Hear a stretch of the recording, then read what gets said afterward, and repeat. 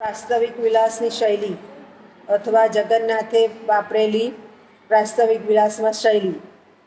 આપણે જાણીએ જ છે શૈલી એટલે શું. ભાષા, સ્ટાઇલ, રીતિ. સંસ્કૃત સાહિત્યમાં 3 પ્રકારની શૈલી: વૈદર્ભી, ગૌડી, પાંચાલી.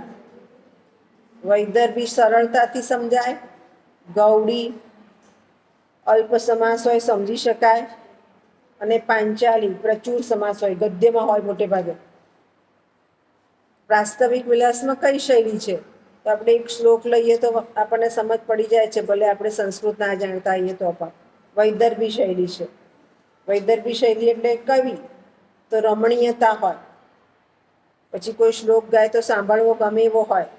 પ્રાસાદિકતા એટલે એનાથી મન પ્રસન્ન થાય એવું હોય. ઉપદેશ મળે એટલે આપણને ખ્યાલ આવે કે આ ઉપદેશ મળ્યો. અને ગેયનીય હોય, ગાઈ શકાય એવી, એટલે અલંકાર અને છંદનું માધ્યમ પણ જાળવ્યું હોય. ક્યાંક ક્યાંક કમળ, પવન એવી બધી વસ્તુઓનો ઉલ્લેખ કર્યો હોય, મેઘ, તો પ્રકૃતિ નિરૂપણ પણ જોવા મળે છે. સામાજિક ઉપદેશમાં શૈલીનું તાત્પર્ય દેખાય છે કે જે ઉપદેશ આપવો છે એ ઉપદેશ સરળતાથી સમાજ સુધી પહોંચી જાય છે, અઘરો પડતો નથી. અને આ રીતે વાસ્તવિક વિલાસમાં વૈદર્ભી શૈલી પ્રયુક્ત થયેલી જોઈ શકાય છે. વૈદર્ભી શૈલી માટે એવું કહેવાય છે કાલિદાસ એના સિદ્ધ હસ્ત છે.